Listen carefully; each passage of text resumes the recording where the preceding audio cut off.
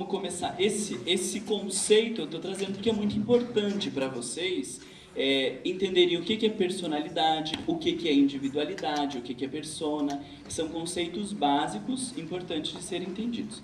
E a primeira definição é de um dicionário de psicologia, do Galimberti, e ele diz que personalidade é o conjunto de características psíquicas e formas de comportamento que, em sua integração, constituem o núcleo irredutível de um indivíduo que permanece tal na multiplicidade e diversidade das situações ambientais em que se exprime e atua. Parece difícil, mas está bem claro. Então, nós estamos falando de várias características que vão, várias posturas, formas de comportamento, atitudes, que nessa integração de um pouquinho disso ou daquilo, vão constituindo um núcleo irredutível. Então, existem alguns comportamentos meus, embora vocês me vejam aqui, embora vocês possam me ver na rua, embora possam me ver num restaurante, num bar, em qualquer lugar, que vocês vão dizer, esse é o Marlon, que vocês me reconhecem de alguma forma. E pode estar num lugar completamente diferente, que talvez alguns de vocês me conhecendo vão dizer, nossa Marlon, o que aconteceu com você? Porque percebem que eu não estou no meu normal, ou seja, percebem que essa coisa da personalidade tem alguma alteração. Então eu sou uma pessoa mais animada, extrovertida, esse vai constituindo um núcleo irredutível, ou seja, que não se modifica conforme as situações, os contextos. E deste, às vezes eu olho e digo, nossa, mas fulano está diferente, porque está passando por algum problema, porque ganhou na Mega Sena, sei lá o que aconteceu, e apresenta algo diferente, mas a gente identifica esse diferente porque existem algumas coisas que a gente diz, isso é do fulano. Então, quando eu pedi no mês passado, eu preciso lembrar de falar mais baixo, quando eu pedi no mês passado, para vocês para vocês identificarem quem é o Marlon, quem é o fulano. Cadê a Lilian? Cadê a Lilian? Ah, você que é engraçadinha que me mandou do XXX. Eu pus lá o X para vocês. Quem é a Lilian? Quem é o Marlon? Para vocês responderem, nós estamos de alguma maneira identificando, tentando se aproximar desse núcleo irredutível, daquilo que me torna único, daquilo que me identifica, daquilo pelo qual as pessoas me reconhecem. Então, depois disso, tem outros elementos que eu vou trazer para vocês. Mas, em regra geral, quando a gente está falando de personalidade, nós estamos falando deste agregado de comportamentos, de atitudes, da forma de pensar e de sentir, que juntos formam este núcleo irredutível. É claro que ele vai se modificar ao longo dos anos e das experiências, mas existe algo que vai se modificando lentamente. E isso é importante de guardar, porque personalidade não se modifica depois que a gente vira espírita, não se modifica depois que a gente lê um livro, não se modifica depois que a gente fez o aniversário que terminou o ano. E a gente diz, este ano vai ser diferente. Não, não vai ser diferente. Vai ser igual a todos os outros com algumas pequenas mudanças. Porque se ele for todo diferente, ou você psicotizou, ou você mascarou tudo. Mas não tem como a personalidade ter estas grandes mudanças. Quando as pessoas relatam grandes mudanças por determinação egóica, tem alguma coisa errada e preocupante. É claro que nós podemos passar por grandes mudanças na medida em que acontecem grandes coisas na nossa vida. Então a mãe tem um filho, ou morre um ente querido, ou sei lá, coisas que aconteçam e que podem ter repercussão de alguma maneira. Mas muito cuidado, porque a personalidade tem algo de nuclear e que vai se modificando lentamente ao longo do tempo. Fica claro isso para vocês? Eu vi que vocês ficaram tristes, né? Porque achou que já tinha dado conta, né? E, gente, uma das grandes tragédias da nossa vida é quando a gente entra no espiritismo, passa por um grupo mal orientado, que estabelece o que é espírita, aquela definição à beira da santidade, e a gente, por não compreender bem o espiritismo, se obriga a se adequar àquele perfil. Essa eu acho que é uma das maiores tragédias. E as pessoas dizem, depois que eu frequentei o espiritismo, eu sou outro. Ah, que bom, porque de alguma maneira a gente modifica. E isso está na definição de verdadeiro espírita. Reconhece-se um verdadeiro espírita pela sua transformação moral. Ou seja, antes e depois tem que ter alguma mudança. Porque na medida que você não conhecia sobre vida após a morte, agora você conhece. Sobre a influência dos espíritos na sua vida, na mediunidade, sobre a presença de um Deus justo e bom. Todas essas coisas, existem algumas mudanças. Mas bem devagar a gente precisa ir. E se vocês não gostaram do que eu falei, problema de vocês. O conceito personalidade adquire destaque na história da psicologia nos anos 30, quando cai em desuso o conceito de temperamento e de caráter, embora grandes áreas psicológicas e psicopatológicas continuem a usar o termo caráter e personalidade como sinônimos. Eu achei bem importante trazer isso, porque daí vocês ficam se batendo, querendo diferenciar personalidade de caráter, querendo diferenciar esses dois de temperamento. Tem alguns autores que vão fazer esse tipo de diferenciação do que é caráter, temperamento e personalidade. Mas a gente não precisa fazer esses grandes aprofundamentos. Nós vamos olhar tudo como personalidade. Tudo como isto que caracteriza o sujeito. Não precisa fazer grandes elucubrações. E aí eu quero trazer para vocês a definição de personalidade na psicologia espírita. Joana de Anjos, obviamente, a gente está falando. Em permanente representação dos conteúdos mentais e dominada pela imposição das leis e costumes de cada época e cultura, a personalidade representa a aparência para ser conhecida, aquilo que eu mostro para que as pessoas me reconheçam como tal. Não raro, em distonia com o eu profundo e real, gerador de conflitos. Então aqui nós já temos dois grandes conceitos. Nós falamos da personalidade e do eu real. Nós estamos falando de uma separação. Então vocês imaginem que aqui nós temos um limiar. E existe algo que eu mostro para vocês. Estamos falando da minha personalidade, daquilo que eu quero ou desejo ou faço para que vocês me identifiquem. E lá no fundo, atrás das cortinas, porque não é tão pertinho assim, existe um eu real. Um eu profundo ou um eu superior. E aquilo nós estamos falando, em alguns autores nós vamos encontrar falando da personalidade e da verdadeira personalidade, aquela que fica lá no fundo. E de uma personalidade que é aquela que eu mostro. Fica claro isso para vocês?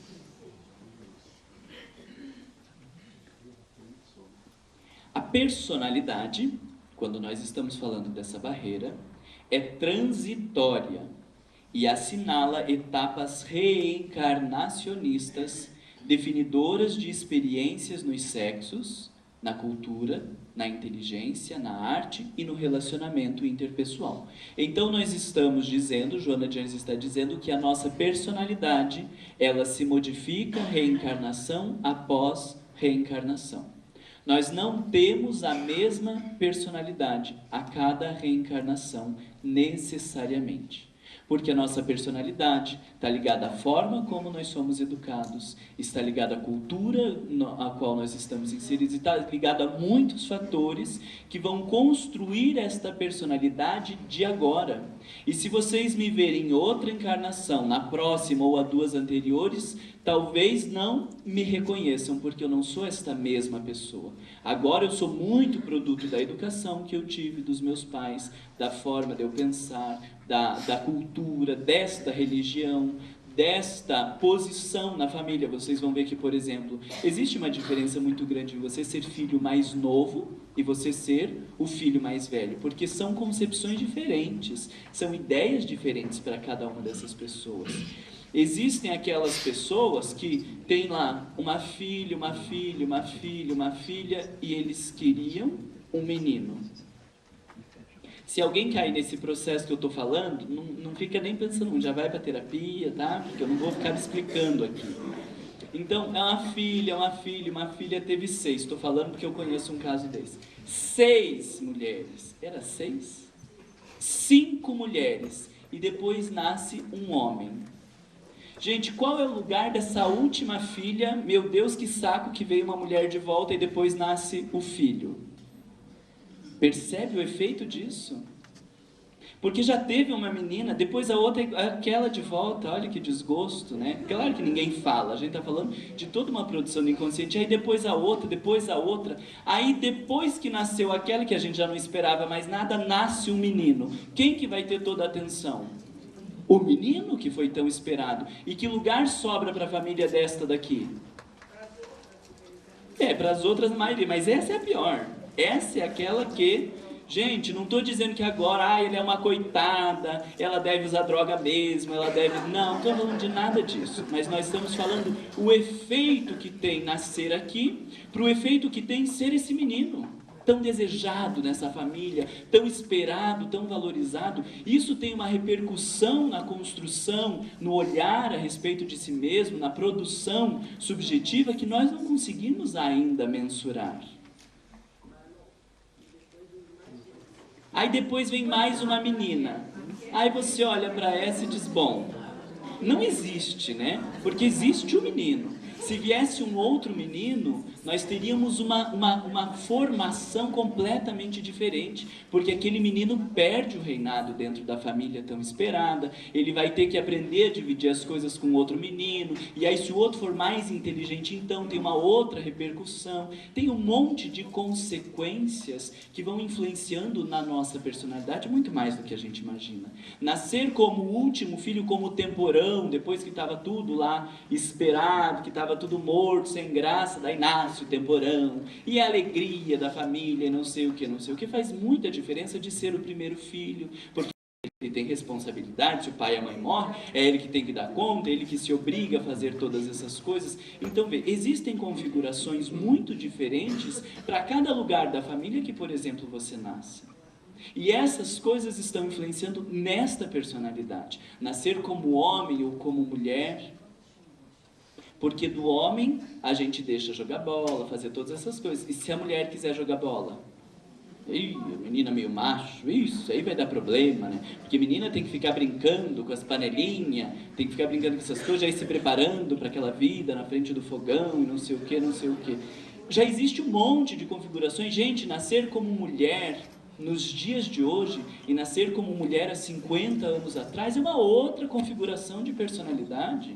Né? Há 30 anos atrás, muitas mulheres não concebiam se separar, porque elas dependiam do marido, porque o marido sustenta, porque o marido faz todas as coisas. Não se concebia. Hoje em dia tem umas que nem pensam, né? Simplesmente vai lá e já se separa, porque eu sou livre, porque queimaram o sutiã não sei aonde, fizeram não sei o que, e a gente tem que valorizar a mulher.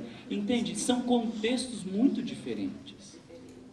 Então, todas essas coisas influenciam neste momento. E por isso Joana diz que a personalidade ela é transitória. E ela assinala etapas das nossas reencarnações. Nós não temos a mesma personalidade em todas as nossas reencarnações. Nós temos limitações neurológicas, nós temos facilidades, nós temos, dependendo do código genético da família na qual a gente reencarna, tem um monte de fatores que me tornam nesta encarnação algo único e que não vai se repetir na outra encarnação. Nascer filhos de pais bem mais velhos ou pais bem novos, né? Eu fico pensando nos meus pais, não estou criticando porque a minha mãe está aqui, né? Mas eu digo, gente do céu, 21, 22, 23 anos, né? E ainda mais o meu pai, que hoje ele já está mais orientadinho, mas era tão descabeçado. O que pensa de ser pai? E aí é uma coisa quando são novos, é uma coisa quando são mais velhos, é uma coisa quando já estão bem mais velhos, porque vocês veem isso, né? Vocês educarem um filho hoje, né? E penso há 20 anos atrás e digo, meu Deus do céu, teria feito tudo diferente, teria feito isso e aquilo. Todos estes fatores vão influenciando na nossa personalidade. Tem pessoas que nascem com tendência para engordar, outras que querem engordar e não conseguem de jeito nenhum. Se você nasce sem uma perna, se você nasce com o olho escuro, todo mundo na família com aquele olho azul, a coisa mais linda. E aí você nasce com o olho escuro. Gente, isso tem um efeito subjetivo. Isso tem uma repercussão. Ainda mais quando, num dia bem lindo, num jantar, todo mundo fala, esse olho é mais lindo, né? A pena é que fulano não veio com esse olho, né? Até parece que não é da família. E aí todo mundo brinca, ele é do leiteiro, é do padeiro, de quem que é? Aí você já traz um complexozinho meio afloradinho, pronto, desandou essa encarnação. Vai para terapia porque vai dar muito trabalho. Não estou dizendo que a gente tem que culpar ninguém, porque não tem que culpar ninguém. A forma como nós vivemos estas experiências. Nós estamos falando da culpa do meu pai, da minha mãe, de ninguém, mas como eu vivi estas experiências. Porque tem pessoas que vivem grandes imposições e se submetem. Tem pessoas que vivem grandes imposições e desmorram todos porque eu vou construir a minha vida diferente de vocês. Não tem assim? Quem que se submeteu, quem que desmorra? Brincadeira. Para terminar essa parte, ela diz assim: cada pessoa reencarna com as características herdadas das experiências anteriores e submete-se aos condicionamentos de cada fase, por ela transitando com os seus sinais tipificadores. Então vê, nós estamos falando de um encontro entre o que eu já trago de encarnações anteriores. Você sabe o que você já traz de encarnações anteriores? O Mar não falou para fazer regressão, porque daí vai saber o que trouxe. Não, nada disso. Mas nós estamos falando que hoje o que eu sou é um encontro, um somatório das minhas experiências anteriores com os condicionamentos destas fases atuais. Aonde que as ciências se perdem? Porque vem algumas abordagens ou algumas leituras que acham que nós somos produtos só das reencarnações anteriores, e esse é o cuidado de sermos reencarnacionistas, porque daí a gente põe tudo nas encarnações anteriores e não consegue olhar o quanto que o contexto atual nos influencia. Mas nós também não podemos ficar numa abordagem puramente materialista, acreditando que não existem reencarnações anteriores e que nada nos influenciam. É um encontro dessas duas coisas, e por isso a doutrina espírita pode fazer tanta diferença na compreensão de ser humano, porque ela fala deste encontro. Nem só reencarnações passadas e nem só o olhar atual. Nós estamos falando de um conjunto de todas essas coisas. E aí a proposta dela é assimilar todos os condicionamentos disso que nós estamos vivendo e exteriorizar uma personalidade consentânea com o ser real. Eis o desafio da terapia transpessoal. Nossas tendências, elas são de reencarnações anteriores. Porque foi educado de um jeito, com muito amor, e aí de repente tem pessoas que desde pequena dizem que vão se matar. E aí você fala, meu Deus, mas da onde veio isso? Numa abordagem materialista a gente não encontra respostas, porque a gente vai encontrar respostas em reencarnações anteriores. Porém, a gente não pode dizer, esse se matou na outra encarnação, então agora resta só se matar, né? Porque não vai sobrar mais nada, né? E isso é espírito suicida. Eu li lá que ele se mata. Esse aí a gente já não tem mais o que fazer. Não, espera lá. Nós estamos fazendo um encontro, porque eu trago tendências, mas eu preciso reunir com a minha essência. Então, se numa encarnação me mato com 20 anos, se nessa encarnação for até uns 40, se me matar já foi um grande passo, se na outra com uns 70, até que em algum momento, por viver e ir assimilando esses novos condicionamentos, de que a vida não é tão cruel assim comigo, de que as pessoas me amam, de que eu mereço ser feliz, eu vou diminuindo esta tendência até que eu faça esse consentâneo que ela fala, essa união, este encontro entre o que o mundo fez de mim e o que eu faço com o que o mundo fez de mim. Fica claro esse exemplo para vocês? Porque senão a gente pega a abordagem reencarnacionista e transforma numa abordagem fatalista. E essa é a maior tragédia. A doutrina espírita não é fatalista. Não é, gente. Nós temos o livre-arbítrio, as inúmeras possibilidades, mas a leitura que muitas vezes as pessoas fazem é uma leitura fatalista. Isso não é doutrina espírita.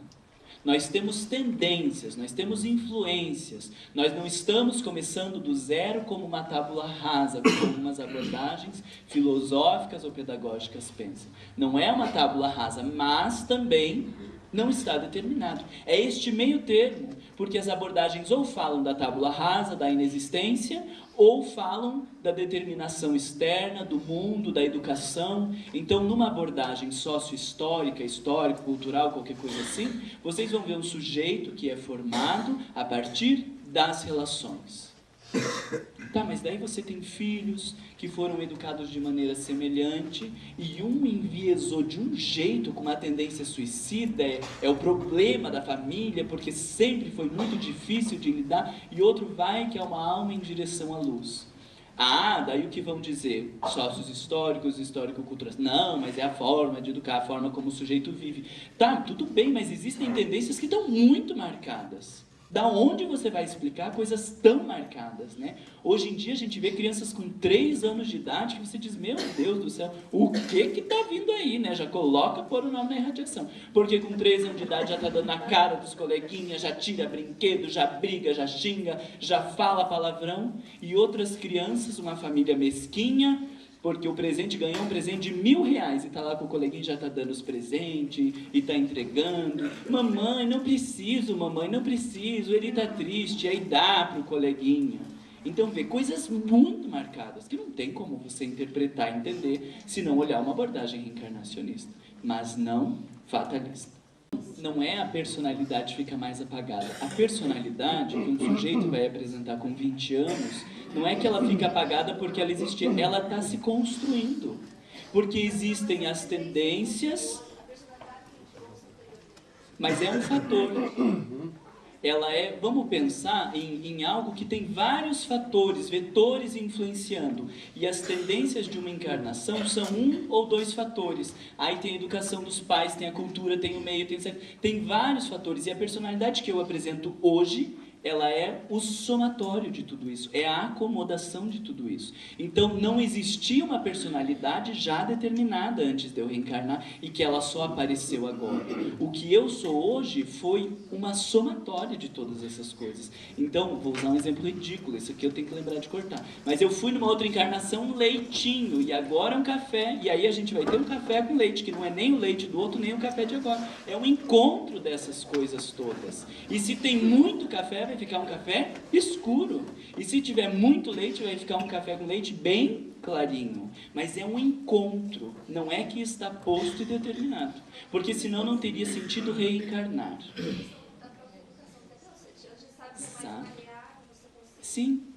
E daí depois dos 7 anos, começa a ir aparecendo, quer dizer, essa teoria dos 7 anos hoje já não corrobora com o atual, né? A gente está falando de crianças que nasciam em 1800, em 1930, mas hoje, 7 anos, gente, uma criança com 3 anos, talvez vocês são mais antigos que eu, lá com 3 anos de idade, tudo abobadinho, não sabia nada da vida, né? E esperando a vida acontecer. Hoje uma criança com 3 anos, você já está definindo até a profissão dela, porque são coisas muito marcadas, né?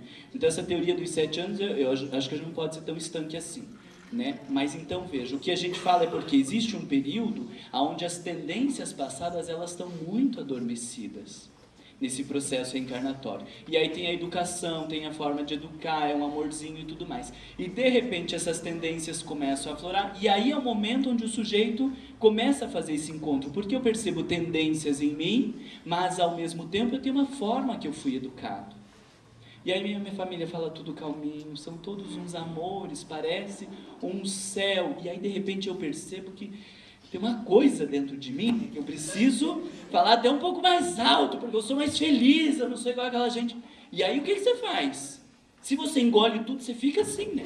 E aí fica a criança mexendo o tempo todo, que não sabe o que fazer, que não sei o que, elétrica, né? Não encontra um lugar no mundo. Ou você implode, ou você explode, sei lá, daí cada sujeito vai encontrar a forma de lidar com esse conflito. Entre tudo que o mundo está me apresentando e me sugerindo como caminho, e todas essas tendências que existem dentro de mim que estão me empurrando para um lado. Mas se eu vivo só as minhas tendências, foi um fracasso essa reencarnação. Porque eu não fiz nada de diferente, então não reencarnasse. Mas querer viver só o que o mundo fez de mim, vai ter algum problema, porque eu não consigo mudar de uma hora para outra. Então, em algum momento vai gerar esse conflito. Entendem? Que daí depende do sujeito o que vai fazer com essas coisas. Porque talvez algumas pessoas com medo de não serem amados pelos seus pais ou pela sociedade, o medo da rejeição que é tão presente nas nossas vidas, diga, não interessa o que tem lá de tendência, nós vamos ser o que as pessoas querem que a gente seja, para que a gente seja amado por todo mundo. E tenta engolir, isso vai gerando uma implosão lá dentro.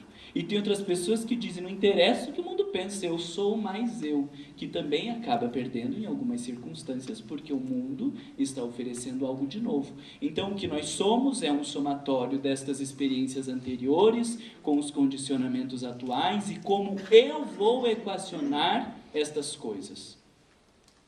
Porque na mesma família nós temos 4 filhos, talvez com 4 tendências diferentes. 4 personalidades diferentes. E nós vamos apresentar a mesma coisa para os 4, embora nunca seja igual. Mas nós vamos tentar apresentar as mesmas coisas para os 4. Cada um vai lidar de maneira diferente, além das suas próprias tendências. Então nunca vai sair a mesma coisa, porque depende de como eu vou lidar. Talvez nós tenhamos 2 pessoas, por exemplo, com tendências sexuais muito fortes, numa família que não se fala de sexualidade. A forma como um vai vivenciar a sua sexualidade é diferente da forma como o outro vai vivenciar. Embora nós estejamos falando de 2 pessoas com tendências sexuais muito fortes, numa família que não existe sexualidade. Cada um vai encontrar uma equação pessoal. Entende? Porque não dá para culpar ninguém. Isso é tão triste, né? Porque é tão bom pôr a culpa nos outros. E aí na parte da Joana, então, ela diz assim... A personalidade é um conceito... Não, isso é só, da parte dela é só o entre aspas, eu que fiz essa parte. A personalidade é um conceito em oposição à individualidade, que é o somatório de todas as experiências, o ser pleno e potente que alcançou a autorrealização. Imperecível, a individualidade é o espírito em si mesmo, que reúne as demais dimensões e sabe conscientemente o que fazer, quando fazê-lo e como realizá-lo para ser a pessoa integral ideal. Então, a Joana de Ângeles traz em consonância com o que aquela definição do dicionário de psicologia, do Galimberti, que é um filósofo, e também do Jung. Todos eles vão falar de uma personalidade enquanto uma camada externa e de uma personalidade real. E que muitas vezes, então, para fazer essa diferenciação, nós vamos chamar de personalidade, isso que eu mostro para o mundo, e de individualidade, esta essência que está se realizando cada dia mais. A personalidade e a individualidade. Fica claro para vocês esses 2 conceitos? Qual que é o problema de vocês? A personalidade é este algo que está para fora.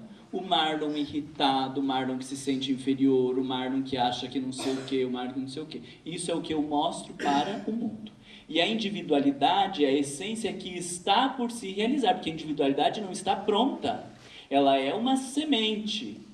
A nossa criação divina, ela está lá atrás e na medida que ela vai sendo desenvolvida, aquilo seria o que nós chamamos do ser real, a individualidade. E aqui o ser aparente.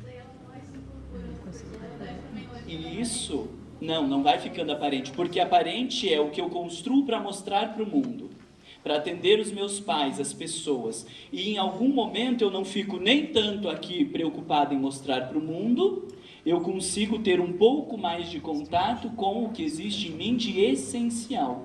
E aí essas coisas elas vão se juntando.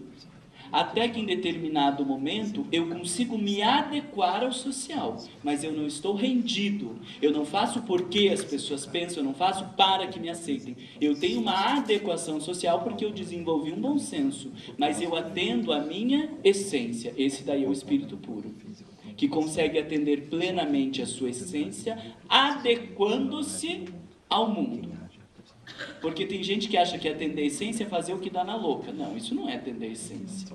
Atender a essência é atender o motivo para o qual nós fomos criados por Deus. Isso é atender a essência. E nós estamos muito longe disso, já digo para vocês nem começar. Se está atendendo nada. Está ouvindo um relancinho da essência. Não está atendendo nada, nem precisa se preocupar.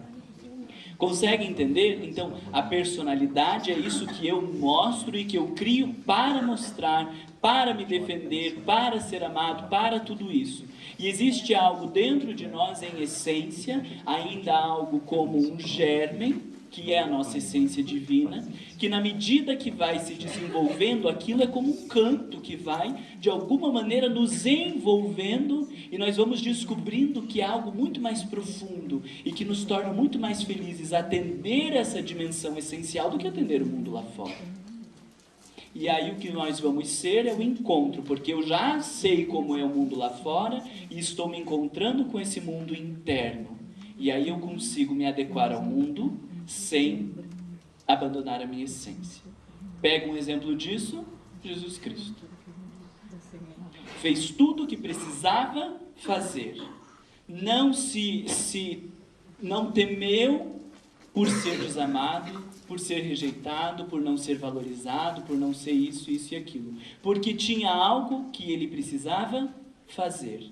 Nós estamos falando do contato com a sua essência, do motivo da sua criação para aquele momento da sua vida, sem abandonar o mundo.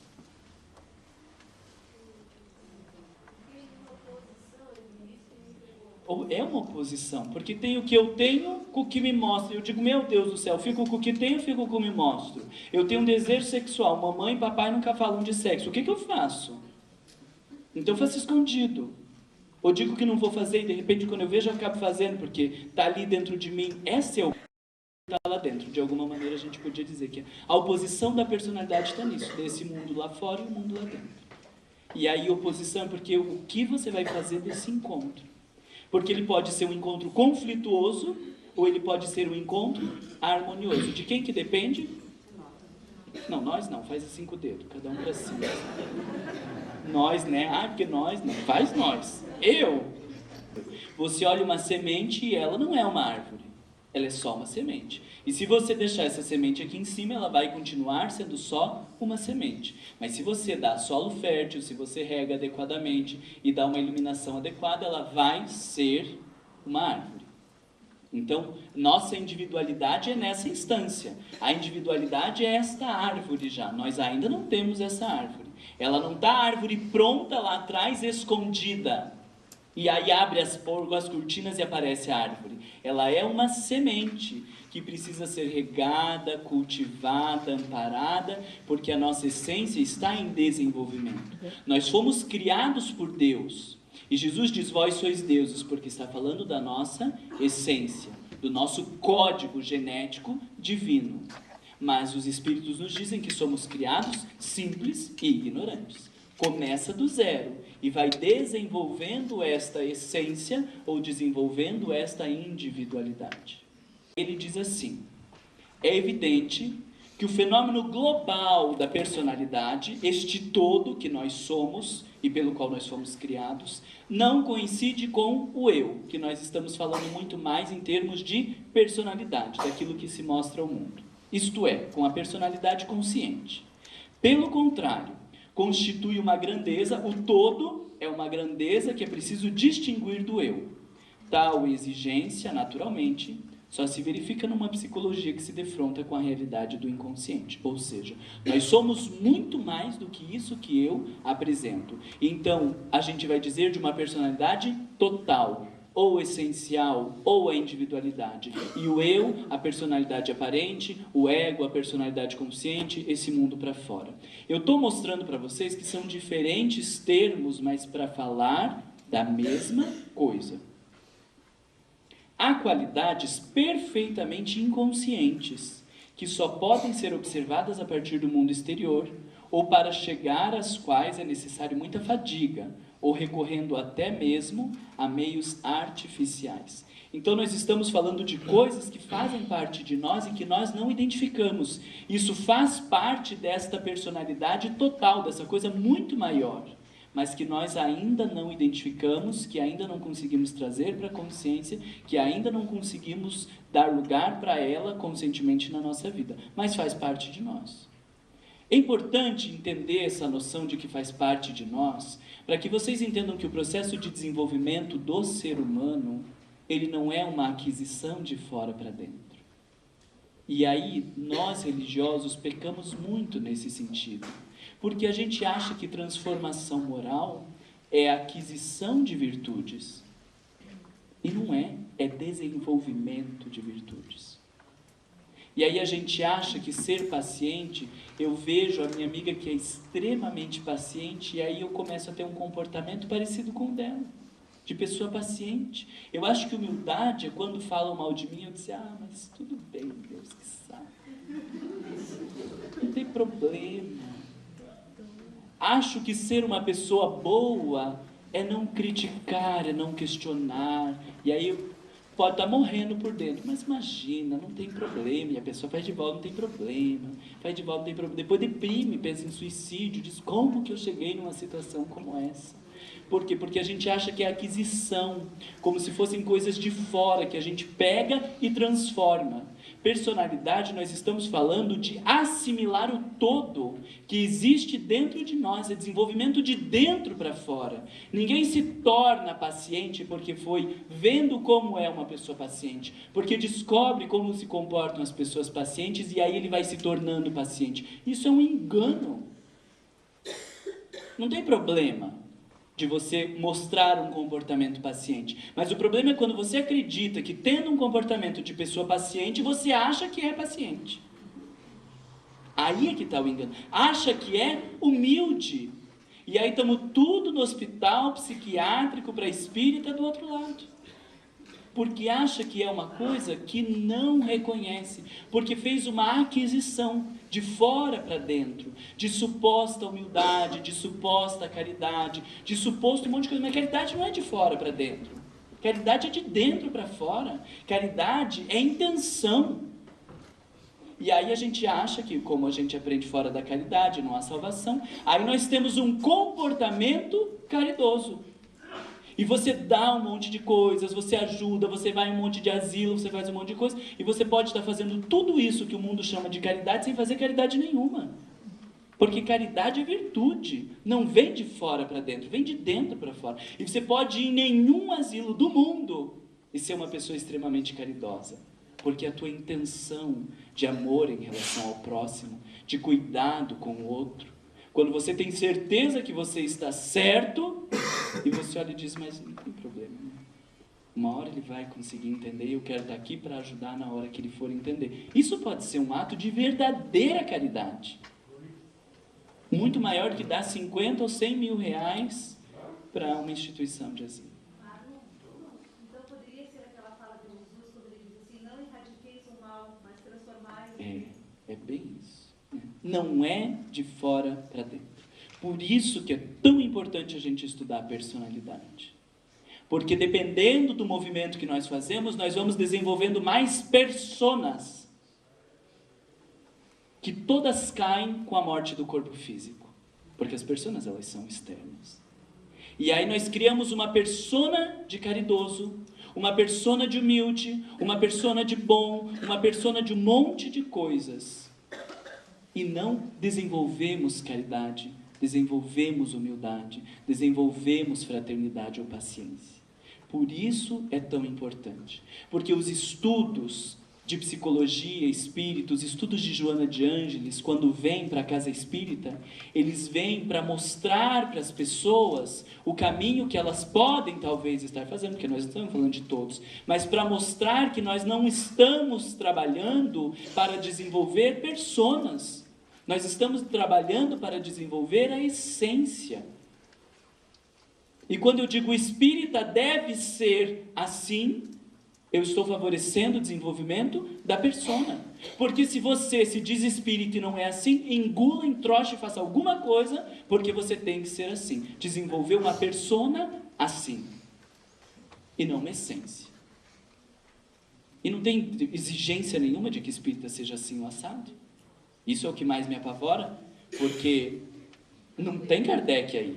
A definição de Kardec, eu já falei para vocês da transformação moral, e pelo esforço que fazem domar as más tendências.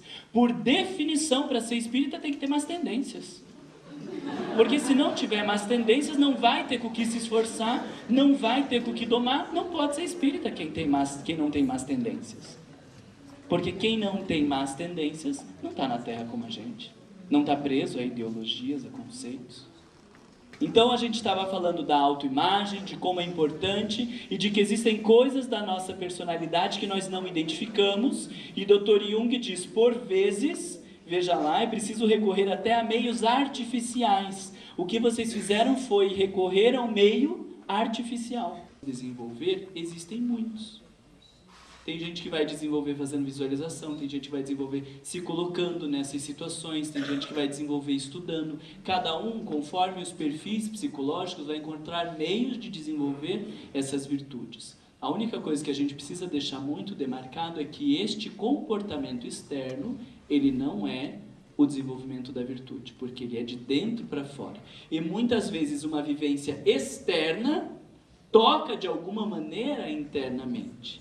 E aquilo vai reverberando dentro da gente. Então, você vai lá no asilo, e aí um dia quando você está saindo, a velhinha diz: mas ai, que dia maravilhoso que vocês me proporcionaram, eu nunca vivi um dia tão bom. Aquilo toca de um jeito que você fala: meu Deus do céu, eu estava pensando que eu não viria porque eu estava um pouco cansado, e ela disse que foi um dos dias mais felizes da vida dela. Tocou em alguma coisa lá dentro, e aquilo vai reverberando, a gente vai pensando e vai se transformando. Mas não é o lá fora, é porque este fora toca dentro de alguma maneira, mas percebe que o movimento da virtude vem de dentro para fora? Só que a gente precisa muitas vezes se colocar em condições, em experiências que toquem lá dentro. Aí aqui, a personalidade em Jung, a gente não vai ter tempo, ele vai falar sobre personalidades, e que nós temos um par importantíssimo, que é a sombra e a persona. A sombra, diz o Murray Stein, é a imagem de nós próprios que desliza em nossa esteira quando caminhamos na direção da luz. E a persona é o seu oposto, é o rosto que usamos para encontro com o mundo social que nos cerca. Gente,